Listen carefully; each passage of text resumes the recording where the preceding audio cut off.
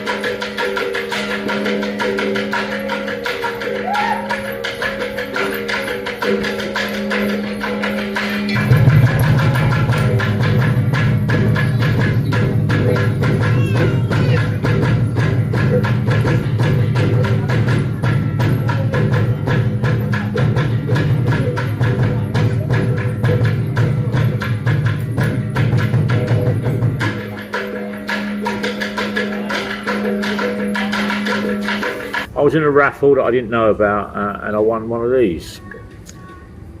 It's called a smartwatch. Amazing, isn't it? I can't read what's on the side of it, so we're giving it on. Well, I'm giving it to Annie, and Annie's going to give it away.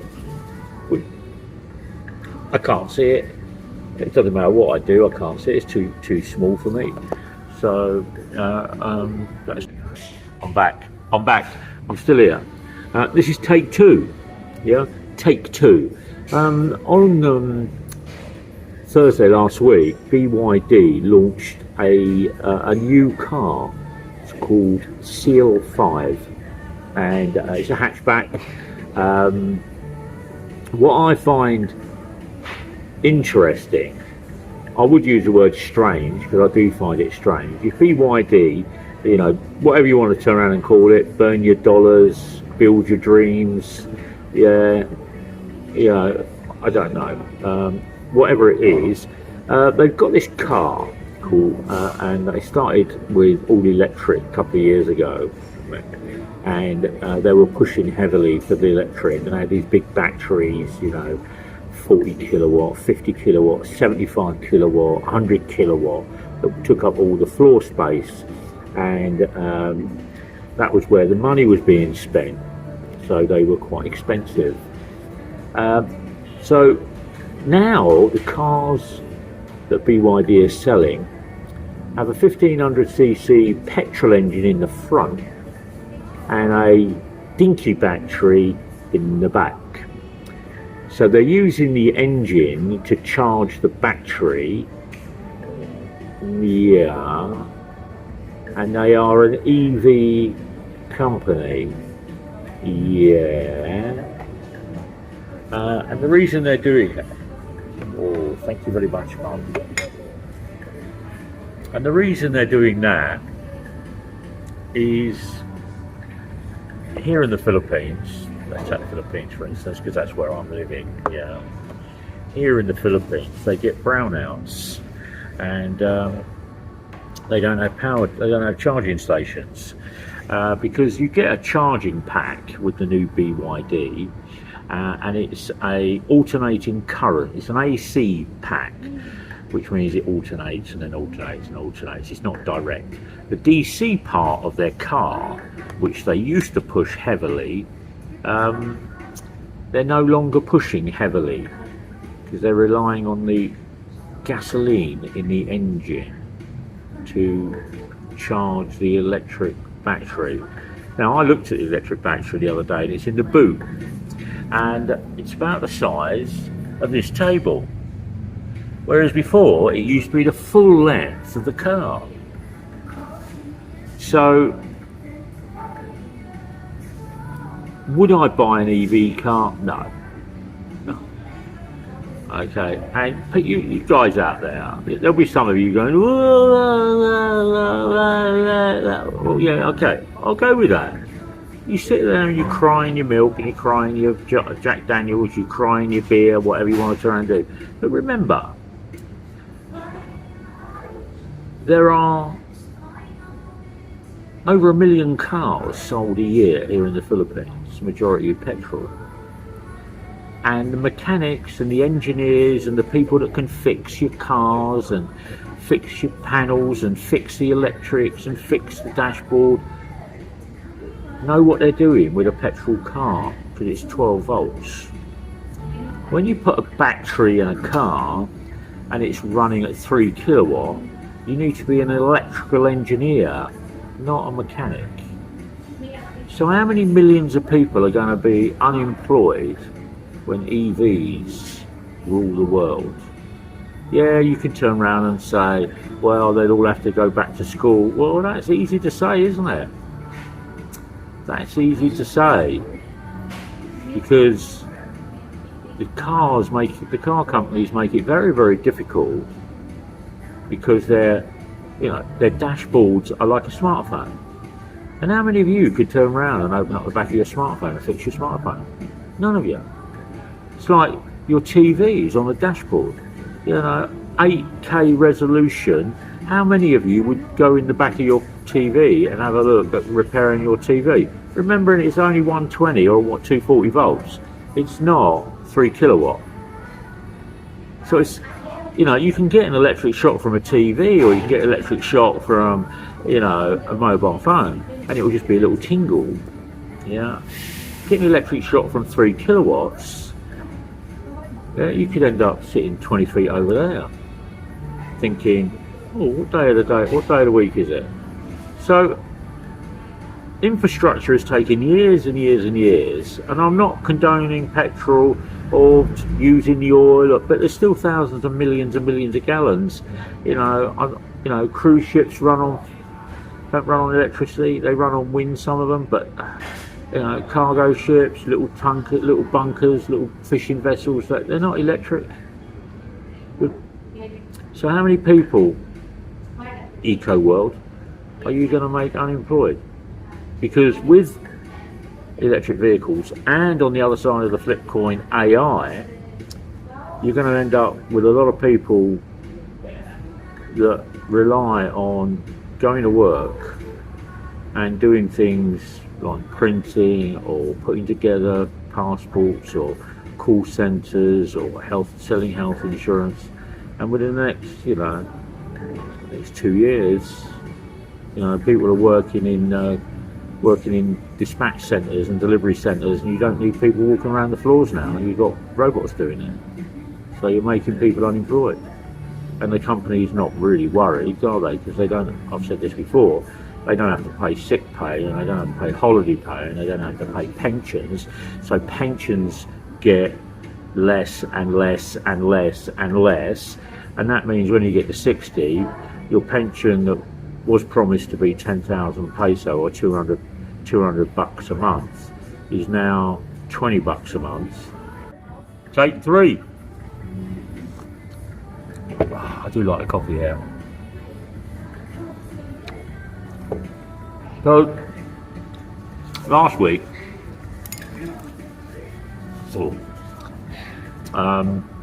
as you know, Annie goes to school. If you're watching my video regularly, if you're not, you don't know what I'm talking about. So last week we went to school to turn around and get some uniforms for Annie, and a couple of her friends were struggling. One of them, young lady, I'd post a picture of her, and a second lady. Anyway, cut to me walking through the school now.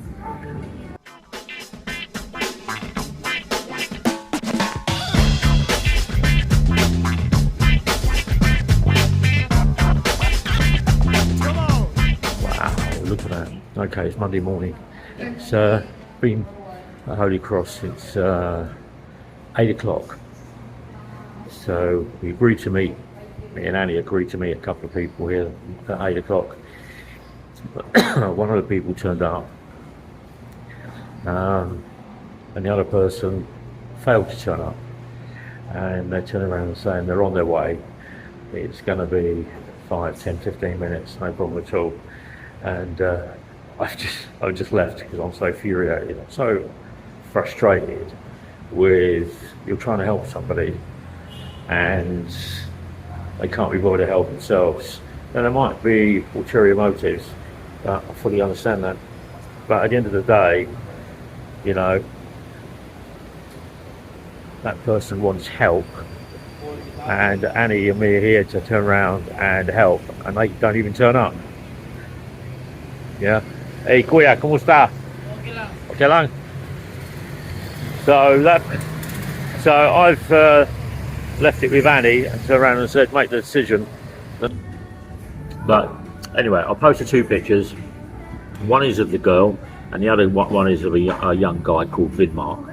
And he's the guy that I turned around and I helped with a printer, gave him a printer, because both these two are, one is the president of their year, and the other girl, the girl is the vice president, and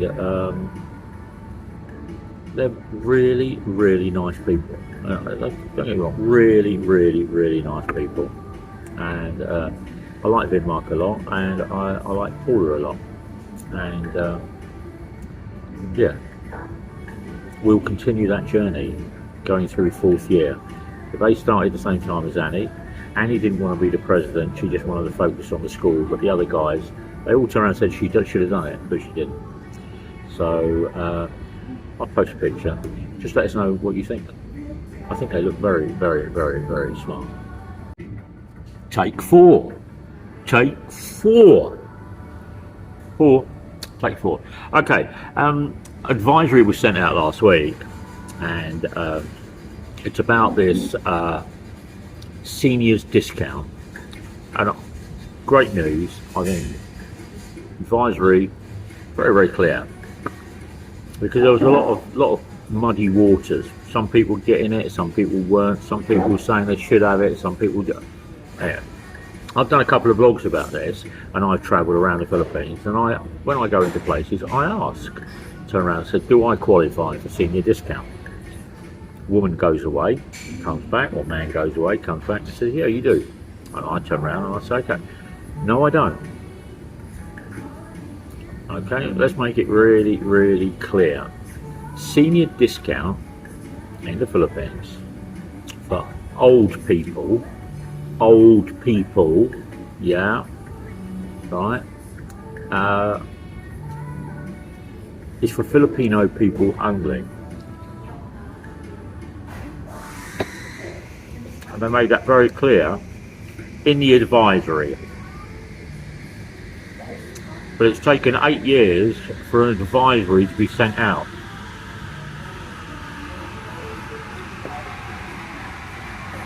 Now, what it also says is that the person needs to present their senior card. So a lot of times you'll see people sitting with an old person like me, get a senior card, Filipino, no problem at all, and they'll go up and they'll jump the queue and they'll jump the line because they're a senior. They're not a senior, they're a young person. Or they'll turn around and be carrying a baby and say, I've got a baby. But at the end of the day, they're after the senior discount on the coffee or the food or whatever it is. And it has to be the senior person paying and the senior person presenting their card. It can't be everybody goes out, they're all turning around and spending loads and loads of money, and then the old lady at the other end or the old man at the other end gives his senior, and you go up and you pay the card and you get your discount. Interesting, that one, isn't it? Will it happen? No. I came in here today, and the girl wants to give me my senior discount, or give senior discount to me on the coffee because I'm old. I said, no, full price. I don't mind paying full price. Seniors, Philippine seniors, need the money because they get a terrible pension. Unless you work for the government and you're getting 150, 200,000 peso a month from government, if you've worked all your life and you've paid into, you know, the SSS, it's around 10,000 peso a month. Just to put that into perspective, my rent is 10,000 peso a month. So that advisory came out last week. I made it very, very clear, which is good. I still think businesses will offer people who look old discount. Just fill out a piece of paper, sign it, and then go from there. But if you're caught doing it, there are repercussions, but they haven't turned around and said what those repercussions are. So be careful, guys. Be wary. Enjoy the life. Enjoy the sunshine. Enjoy the culture. Yeah.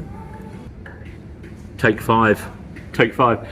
Yesterday, Sunday, I was over at Landmark with John and Maurice. Had a lovely lunch, and I mean a really nice Philippine lunch. And we had the lechon, and we had kiniwali, and we had a new carbonara recipe from Maurice. Very, very nice. We had some fruit salad with ice cream and the sweet cream, the vat milk. Very, very nice. Had a couple of beers. Met some Brits, John, David, and Tony. Had a lovely afternoon. Got back around about 6:30 last night. So, guys, thank you very much, and congratulations to John and Maurice's daughter. She's graduated in sociology. Got no idea what that means, but the future is all of hers. Fly to the sky, earn loads of money. Anyway, John, safe journey tomorrow, mate, Tuesday. I know you're a bit apprehensive about it, but take care, look after yourself, and I'll see you in a couple of weeks when you get back. Like, share, subscribe, guys, to this video. Let's see if I can get out of the restricted channel now at YouTube. Go!